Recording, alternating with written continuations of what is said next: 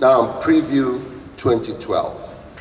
I began by specifying the fact that this year is the 75th anniversary of the opening of this building in 1937 and the 20th anniversary of the founding of Stiftung Haus der Kunst GmbH, with 4 shareholders, as they are called.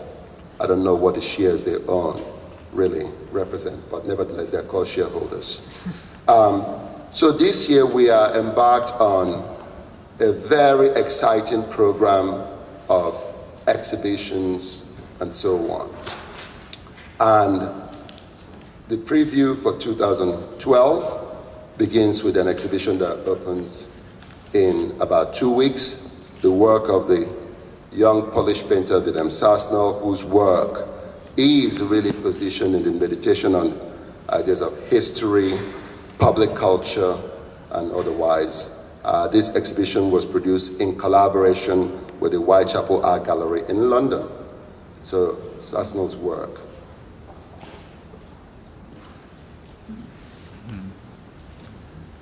And in the middle of the month, we will open perhaps the largest and the most comprehensive exhibition of the renowned German artist Thomas Ruff.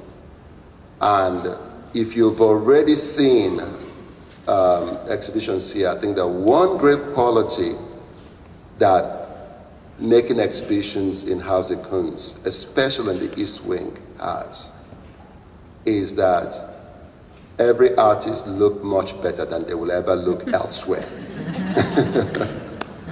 And I think this will be the case, obviously, for Thomas Ruff, and to have the opportunity to see the achievement of this artist whose work has not only been seminal, but in its heterogeneity has really been one of those,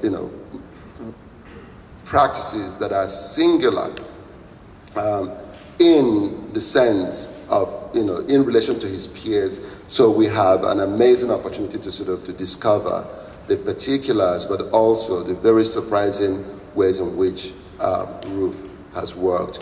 This exhibition is curated by Thomas Vesky, whom many of you already know here through the many exhibitions he curated when he was the chief curator of Haus der Kunst.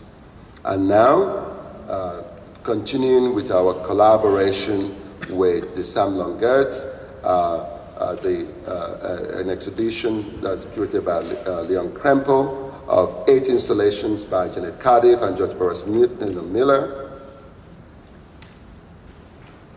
in April, and another exhibition, Resonance and Silence, which will be in the galleries downstairs. In terms of our reflection on history, we also have a new exhibition, a large-scale exhibition that will open this summer. It's a pair of exhibitions. This one, Build, Gegen Build, Image Counter Image, is particularly appropriate for this particular moment, especially with all the changes and the revolutions that are happening around the world. The exhibition was conceptualized by all the curators of Haus der Kunst to shape this project, and focuses on the way the media images have not only shaped the way we perceive conflicts around the world, but the ways in which artists have transformed an understanding of some of these images by applying a completely different critical protocol to how images are read. And next to Build, Gegen Build, opening the same day, is for us an important exhibition, which marks the 75th anniversary of Haus der Kunst, and is the tentative title of the exhibition is called Histories in Conflict.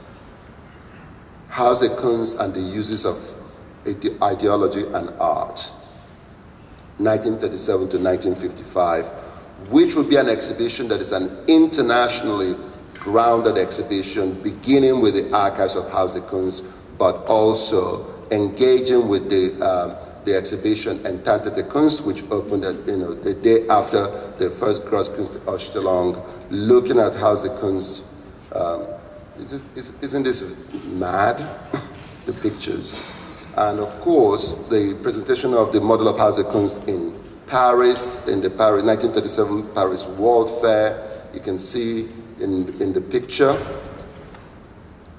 the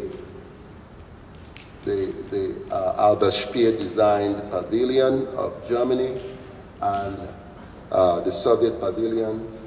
But what is very interesting in this unpacking of the history of Haus der Kunst is the presentation of the model of Haus der Kunst inside that pavilion in 1937 in Paris. And the fact that the same year, Pablo Picasso also represented Spain and presented for the first time Guernica in the pavilion, an anti-war icon in the pavilion of Spain. And of course, in 1955, Picasso's Guernica arrives in Haus der Kunst. The first documenta opens in 1955 in Kassel with the reintroduction of the works of artists who were in Entante Kunst. So this international reflection really becomes part of this notion of reflexivity that will mark the work that Haus der Kunst will do, and I will speak to this very shortly. Then we will have an exhibition, Ends of the Earth, Art of the Land, to 1974, which is another collaboration with the Museum of Contemporary Art in Los Angeles. This will be arriving in the fall.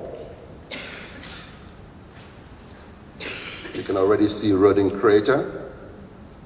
And then my very first exhibition in Haus der Kunst. An exhibition, a monographic exhibition on the record label ECM that was founded here in Munich in 1969 and has become a legendary label and the producer of some of the most iconic and influential recordings in jazz, composed music, in minimalism, minimalist music, in the last, in more than 40 years. So this exhibition is not going to be a listening station only of music.